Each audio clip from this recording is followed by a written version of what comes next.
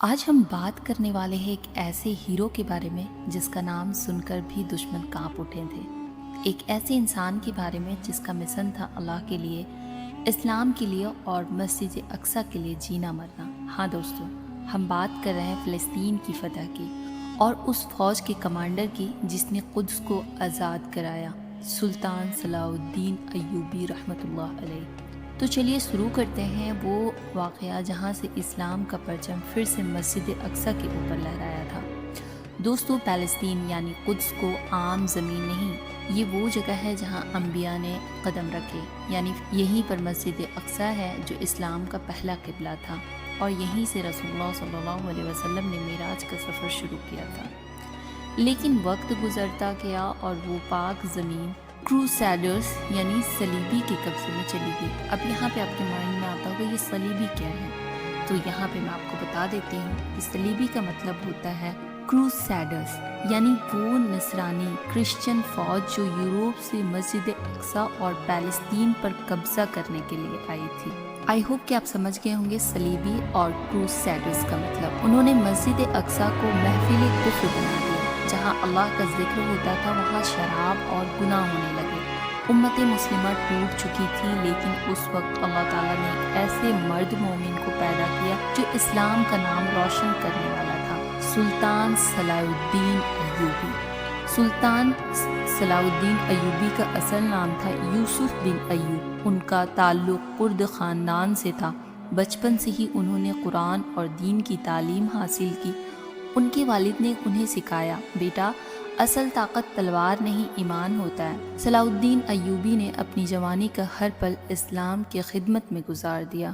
انہوں نے اپنی زندگی کا مقصد بنا لیا مسجد اقصی کو آزاد کرانا۔ ان کا جذبہ ایسا تھا کہ راتوں کو رونے لگتے تھے، دعا کرتے تھے، یا اللہ مجھے وہ دن دکھا جہاں اقصی آزاد ہو جائے۔ صلاح الدین ایوبی نے اپنی فوج کو ایک کرنا شروع کیا۔ مسلم ملکوں میں اخلاق اور اتحاد پھیلا رہے تھے۔ انہوں نے لوگوں کے دل جیتے، ظلم نہیں انصاف سے۔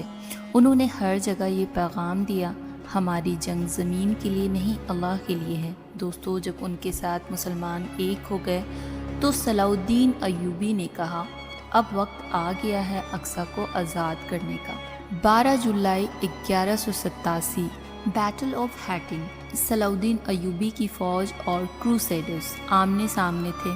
دشمن کے پاس طاقت تھی لیکن ایمان نہیں۔ صلاح الدین ایوبی کے پاس ایمان تھا، طاقت سے زیادہ یقین تھا۔ انہوں نے اپنی فوج سے کہا، جو اللہ کے لیے کرتا ہے وہ کبھی ہارتا نہیں، اور پھر دھوپ پیاس۔ لیکن مسلمانوں نے وہ کر دکھایا جو ناممکن لگتا تھا۔ کروسیڈرز کی فوج ٹوٹ گئی اور صلاح الدین ایوبی نے ہیٹن سے فتح حاصل کی۔ اس جنگ کے بعد صلاح الدین ایوبی نے اپنی فوج کو قدس کی طرف بڑھایا۔ 2 مہینہ تک گھراؤ رہا اور آخرکار 2 اکتوبر 1187 کو مسجد اقصی آزاد ہو گئی۔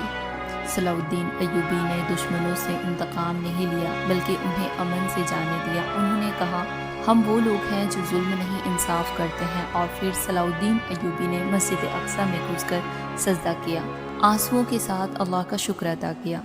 صلاح الدین ایوبی نے دنیا کو دکھایا کہ مومن صرف تلوار سے نہیں، اخلاق، صبر اور انصاف سے فتح کرتے ہیں۔ ان کے وفات کے وقت کہا گیا، ان کے پاس کچھ نہیں بچا لیکن اس نے پوری دنیا کا دل جیت لیا۔ دوستو، آج فلسطین پھر سے ظلم کا شکار ہے، لیکن بات یاد رکھنا، جب تک امت صلاح الدین ایوبی جیسے لوگ ہیں، قدس کبھی اکیلا نہیں رہے گا۔ اگر آپ کو یہ ویڈیو پسند آتی ہے لائک ضرور کریے گا، کامنٹس میں لکھیے لبیک یا اقصی، اور ہمارے چینل کو آپ سبسکرائب کر لیجیے گا تاکہ اور بھی اسلامک سٹوریز آپ تک پہنچایا جا سکے، اور بیل آئیکن کو بھی پریس کریے گا۔ آپ اپنا بہت سارا خیال رکھیے گا۔ اللہ حافظ۔